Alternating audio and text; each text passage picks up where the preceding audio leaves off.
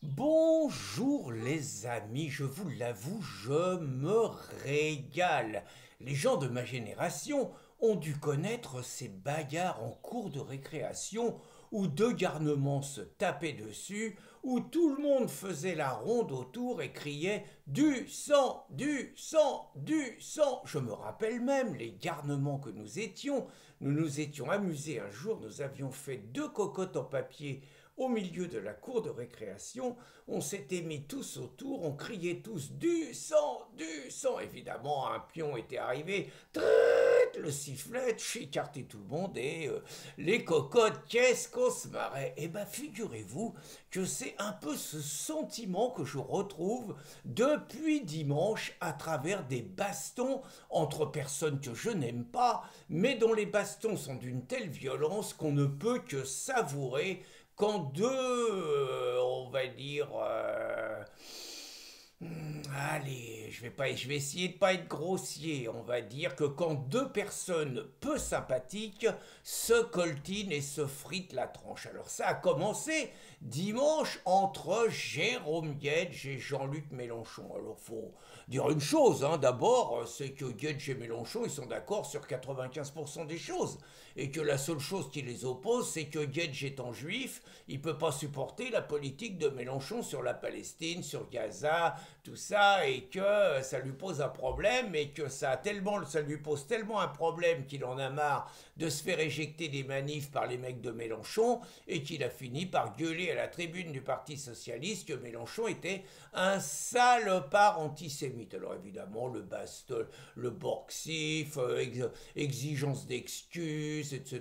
Bon, très bien. Et là, donc, j'ai regardé ce matin un entretien dans le même genre, hein, un entretien, alors je crois que c'est sur la 5, entre l'ineffable Anne-Elisabeth Lemoine, Patrick Cohen, on va revenir sur celui-là, et Rachida Dati. Alors là, du sang sur les murs, les mecs. Alors j'ai pas vu le début de l'entretien, mais ce que j'ai compris, c'est que Patrick Cohen, avec sa morgue, son arrogance, son air imbu de lui-même, satisfait, méprisant, il a dû la jouer avec Rachida Dati dans le genre est-ce que c'est vrai, Madame Dati? Et puis il a dû lui balancer les rumeurs de corruption qui ont l'air quand même un tout petit peu avérées. Et le pire, c'est que connaissant Rachida, ça serait pas forcément étonnant, donc de corruption de celle qui est aujourd'hui ministre de la Culture de Macron, après avoir été garde des Sceaux sous Sarkozy, après avoir été LR, après avoir trahi LR, après être revenu à LR, et celle qui lorgne toujours sur la mairie de Paris, celle dont les escarmouches avec la dingo en conseil municipal sont légendaires, celle qui est la mère donc d'une petite Zora, qui fait cracher le père reconnu de Zora, le mec il a refusé de se soumettre à des tests de paternité, et le mec il a dit qu'il y avait 8 postulants à l'époque à qui Rachida offrait ses charmes contre sans doute des contreparties politiciennes. Donc le mec il a pas voulu de faire de test, en attendant c'est lui qui se prend la paternité, et c'est lui, on peut faire confiance à Rachida qui se prend une méga pension. Donc le baston pour dire que d'un côté Cohen, de l'autre côté Rachida, très franchement, il n'y en a aucun qui est plus sympathique l'un que l'autre, mais j'avoue avoir apprécié quand même le côté teigneux de la Rachida. Donc je vous dis, le Cohen, il a dû la jouer, est-ce que c'est vrai que... Et l'autre, à la contre-attaqué, je vous ai mis la vidéo où le Cohen, il est sorti en slip de l'entretien, malgré Anne-Elisabeth, là, qui est venue à son secours. Le mec, l'autre, c'est une tigresse quand même, hein, la Rachida. Donc, elle y a balancé, est-ce que c'est vrai, monsieur Cohen, que vous harcelez vos collaborateurs? Et elle l'a pas lâché. Alors, c'est encore un truc de Mediapart, vous voyez, hier, je disais que Mediapart avait des procédés dégueulasses et je défendais ma copine Caroline Parmentier. Donc, bah, Mediapart, c'est la grande.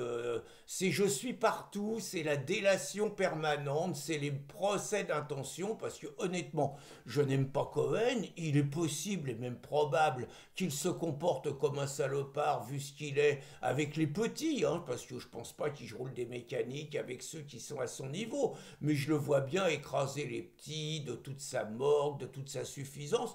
Honnêtement, c'est possible. Mais le coup du management toxique, je me méfie aussi parce qu'il suffit qu'il y ait deux personnes qui aillent pleurer chez Mediapart dans le genre ouais, il m'a mal parlé, ouais, j'ai fait une connerie, il m'a insulté, ouais, il me parle, il se conduit comme un chef. Bah, un chef, ça se conduit comme un chef, et un chef, en principe, de temps en temps, ça tape le poing sur la table. Donc, vous voyez, ça va être ouais, je dors plus, je pleure tous les soirs, enfin bon, les géniards de service, et vous avez un article dans Mediapart qui vous fait passer pour un salaud. Je crois que ça va arriver à Eric Tegner, le mec vraiment bien sur Frontières. Je crois qu'il s'est pris aussi ce truc du management toxique, vous voyez. Mais en attendant, je vous invite pendant les 2 minutes, la Rachida.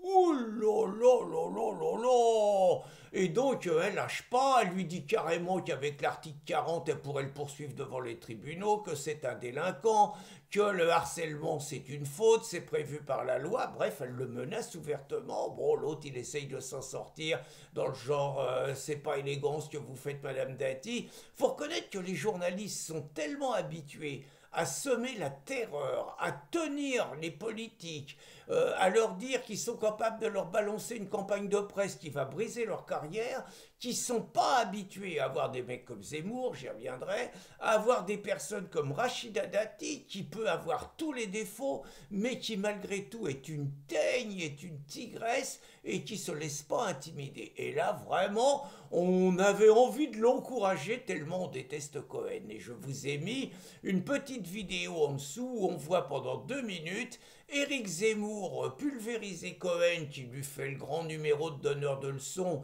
Vous êtes plus journaliste, vous faites de la politique. Et Éric lui montre qu'il fait de la politique matin, midi et soir depuis le début de sa carrière, que c'est la politique du politiquement correct, que c'est la politique des dominants contre les dissidents. Bon, Éric se laisse pas démonter avec le sens de la réplique qui lui est si particulier.